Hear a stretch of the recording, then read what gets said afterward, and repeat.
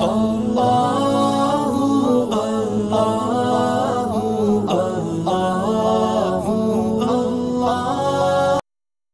اللہ الرحمن الرحیم۔ اعمال کا وزن۔ اللہ رب العزت ہمیشہ سے ساری مخلوق کے اعمال سے واقف ہیں۔ اگر قیامت کے میدان میں صرف اپنی معلومات کی بنا پر اعمال کی جزا و سزا دیں تو ان کو اس کا بھی حق ہے، لیکن میدان محشر میں ایسا نہ کیا جائے گا،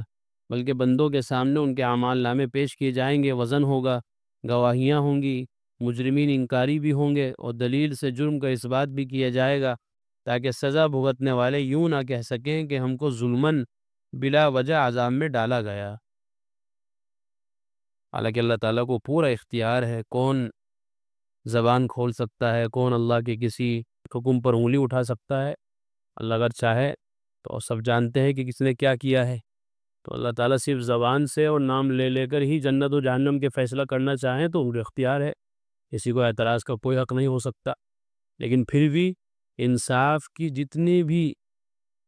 یہ سمجھ لیجئے دلیلیں ہو سکتی ہیں، اور انصاف کے جتنے بھی طریقے ہو سکتے ہیں، اور دنیا میں جو طریقے اپنائے گئے ہیں کہ گواہیاں بھی ہونی چاہیے اور کچھ ثبوت بھی ہونے چاہیے، وہ سارے طور طریقے وہاں بھی اپنائے جائیں گے تاکہ کسی کو ذرہ برابر کوئی شک شبہ اپنے بارے میں نہ رہے۔ سورہ انعام میں فرمایا والوزن یومئذ الحق فمن ثقلت موازینہ فاولئک هم المفلحون ومن خفت موازینہ فاولئک الذین خسروا انفسهم بما كانوا بآیاتنا یظلمون۔ اور تول اس دن ٹھیک ہوگی، سو جن کی تولیں بھاری پڑی وہی لوگ بامراد ہوں گے، اور جن کی تولیں ہلکی پڑی سو وہی ہیں جنہوں نے اپنا آپ نقصان کیا، اس وجہ سے کہ وہ ہماری آیتوں کا انکار کرتے تھے۔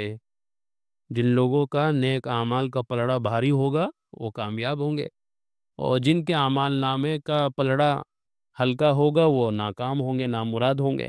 اس میں تول مطلب وضو کیا ہے؟ وزن، تول۔ یہ دیکھیے یہاں یہ بتایا گیا کہ جس کی نیکیاں زیادہ ہوگی اس کے لیے جنت کا فیصلہ ہو جائے گا۔ یہ نہیں کہا کہ صرف نیکیاں ہی نیکیاں ہوں گی، یہی 100% اللہ بھی نہیں مانگ رہا ہے کہ 100% نیکیاں ہونی چاہیے، بلکہ یہ کہ بھائی 75% تو ہونی چاہیے، 25% اگر نیک برائیاں بھی ہوئی تو چل جائے گا، لیکن زیادہ کیا ہونی چاہیے؟ نیکیاں ہونی چاہیے۔ والوزن یومئذ الحق فمن ثقلت موازینہ فاولئک هم المفلحون۔ نیکیوں کا پلڑا جس کا بھاری ہو جائے گا تو وہ کامیاب ہو جائے گا۔ قرآن کریم کی اتنی پیاری آیت ہے جس سے ہمیں سمجھنا چاہیے کہ ہم بھی انسانوں کے اندر 100% خوبیاں تلاش نہ کریں۔ 100% تو اللہ بھی نہیں چاہ رہے، اللہ بھی یہ کہہ رہا ہے کہ جس کا زیادہ اعمال نامہ اچھائیوں کا بھاری ہو جائے گا اس کو جنت میں بھیج دیا جائے گا۔ اللہ نے یہ نہیں کہا کہ صرف نیکیاں ہی نیکیاں ہوں گی تو جنت میں جائے گا، فرمایا نہیں، برائیاں بھی ہوں گی لیکن پلڑا بھاری کس کا ہوگا؟ نیکیوں کا۔ تو ہمیں بھی دنیا میں رہتے ہوئے انسانوں کو اسی نظریے سے دیکھنا چاہیے کہ 100% تو کوئی بھی دیندار نہیں ہو سکتا، 100% تو کوئی بھی متقی و پرہیزگار نہیں ہو سکتا، 100% تو کوئی بھی ایسا نہیں ہو سکتا کہ جو ہماری آنکھوں میں جچے، کچھ نہ کچھ کمیاں، خامیاں، کوتاہیاں ہوں گی، وہ ہمیں نظر انداز کرنی پڑے گی، تبھی جا کے دنیا میں ہم رہ سکتے ہیں۔ اور اگر 100% کسی کو ہم بالکل قرآن و سنت کے ترازو میں تولنا چاہیں تو ایسا تو ناممکن ہے، مشکل ہے۔ حضرت سلمان فارسی رضی اللہ عنہ سے روایت ہے کہ نبی اکرم صلی اللہ علیہ وسلم نے فرمایا قیامت کے دن اعمال تولنے کی ترازو رکھ دی جائے گی، اور وہ اسی قدر لمبی چوڑی ہوگی کہ اگر اس میں سارے آسمان و زمین رکھ کر وزن کیے جائیں تو سب اس میں آ جائیں۔ اس کو دیکھ کر فرشتے بارگاہ خداوندی میں عرض کریں گے کہ یہ کس کے لیے تولے گی؟ اللہ جل شانہ فرمائیں گے کہ میں اپنی مخلوق میں سے جس کے لیے حساب کرنے کے واسطے تول قائم کروں اس کے لیے یہ ترازویں تولے گی۔ یہ سن کر فرشتے عرض کریں گے کہ اللہ آپ پاک ہیں، جیسا عبادت کا حق ہے ہم نے ایسی عبادت آپ کی نہیں کی۔ چنانچہ اور روایتوں سے بھی پتہ چلتا ہے کہ حضرت داؤد علیہ السلام نے اللہ سے فرمائش کی تھی کہ اللہ مجھے وہ ترازو دکھا دی جائے جو آپ قیامت کے دن قائم کریں گے۔ تو جب انہوں نے دیکھا تو وہ تو بے ہوش ہو گئے، اتنے بڑے بڑے ترازو، اتنے بڑے بڑے ترازو، جیسی روایت میں آ گیا کہ ایک پلڑے میں اگر آسمان و زمین رکھ دیے جائیں تب بھی نہیں بھریں گے، وہ اتنے بڑے بڑے ترازو ہوں گے۔ تو وہ بے ہوش ہو گئے اور کہنے لگے کہ اللہ ایسی ان کو تو کوئی بھی نہیں بھر سکتا، تو لوگ تو مارے جائیں گے، ہلاک ہو جائیں گے، اتنی نیکی کس کے لیے ان پلڑوں کو بھر لے۔ تو اللہ تعالیٰ کو جواب دیا تھا کہ اے داؤد جب میں کسی بندے سے خوش ہو جاتا ہوں تو ایک کھجور کی گٹھلی سے اس کو بھر دیتا ہوں، اگر کسی بندے سے اللہ خوش ہو گئے ہیں، راضی ہو گئے ہیں، اس کے ایک معمولی سے عمل سے بھی اللہ تعالیٰ اس کو بھر دیں گے۔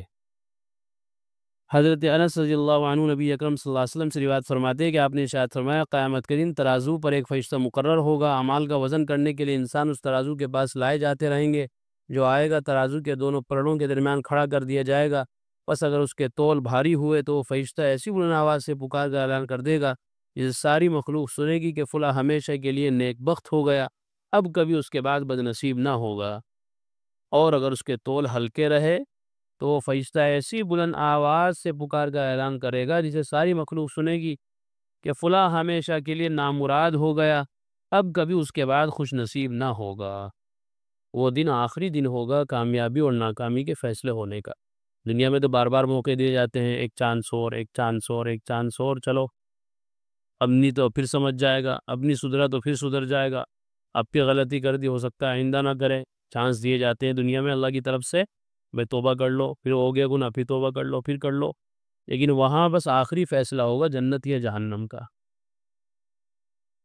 اللہ، بہت سی روایتوں میں آتا ہے کہ اللہ تعالیٰ سب کو جمع کریں گے وہاں، حضرت آدم علیہ السلام کو بھی کھڑا کریں گے، چونکہ اولاد تو نہیں کی ہے، ان کی اولاد نے ہی اچھائیاں برائیاں کی ہوگی تو ان سے بھی باز پرس ہوگی، دیکھو آپ کی اولادیں کیا کر کے آئی ہیں، اچھائیاں کی ہے تو وہ خوش ہوں گے،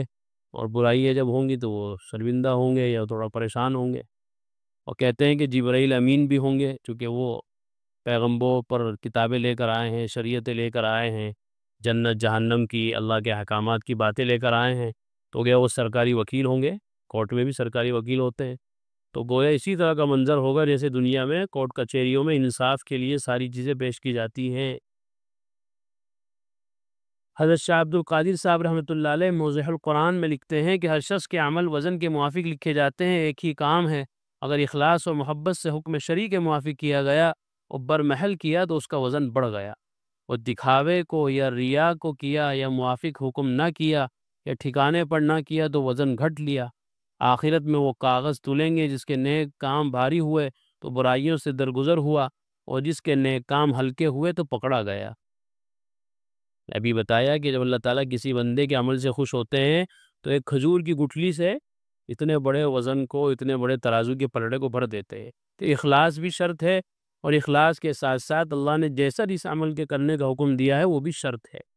اور اس کا وقت بھی ہونا چاہیے۔ ایسا نہیں ہے کہ ہم ابھی سے جمعہ کی نماز کی نیت باندھ کے کھڑے ہو جائیں، ابھی تو وقت ہی نہیں آیا،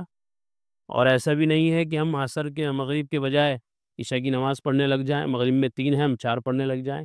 تو زیادہ ثواب ملنا چاہیے نا، 3 کا کم ہے تو 4 پڑھی تو زیادہ ثواب ملنا چاہیے، لیکن نہیں، چونکہ حکم شرعی ایسا نہیں، اللہ کا حکم نہیں ہے 4 پڑھنے کا، 3 ہی پڑھنے کا حکم ہے، تو وہ 3 بھی نہیں لگے گی، وہ 3 بھی گئی، کیونکہ حکم شرعی کے مطابق کام نہیں کیا، اور موقع محل نہیں تھا کرنے کا، عصر بعد نماز نہیں ہوتی کوئی بھی، اور آپ نماز کی نیت باندھ کے کھڑے ہو جائیں کہ بھائی چلو نماز پڑھ لیتے ہیں، نفل نماز اجتماعی طور پر، تو برمحل نہیں ہوا، موقع نہیں تھا۔ تو یہ ساری چیزیں دیکھی جائے گی، صرف اخلاص ضروری نہیں ہے، بلکہ اخلاص کے ساتھ ساتھ وہ حکم شریعت کے مطابق بھی ہونا چاہیے، اور اس کا موقع اور محل بھی ہونا چاہیے۔ بہت سے لوگ یہ سمجھتے ہیں کہ ہم نے تو بہت اخلاص سے کوئی عمل کیا تھا،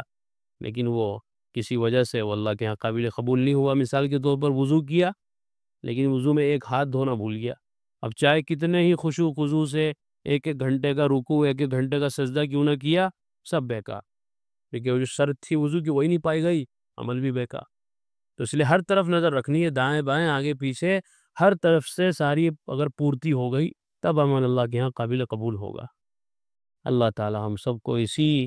فکر کے ساتھ پوری زندگی اعمال کی توفیق عطا فرمائے۔ وآخر دعوانا الحمدللہ رب العالمین۔ قرآن کریم میں اللہ تعالیٰ فرماتے ہیں الا بذکر اللہ تطمئن القلوب، کہ سن لو، اچھے سے سمجھ لو، اللہ تعالیٰ کے ذکر ہی سے دلوں کو اطمینان نصیب ہوتا ہے، یعنی اللہ تعالیٰ کے جو انعامات و احسانات و اس کی نوازشیں ہم پر ہیں، اگر ہم ان کو یاد کریں گے تو ہمارے بے قرار دل کو قرار آ جائے گا، سکون مل جائے گا۔ اگر ہم چاہتے ہیں کہ ہمارے دلوں میں سکون آئے، اطمینان نصیب ہو، تو اس کا ایک واحد علاج اور ایک بہترین دوا یہ ہے کہ ہم فوراً اللہ کے ذکر میں مشغول ہو جائیں۔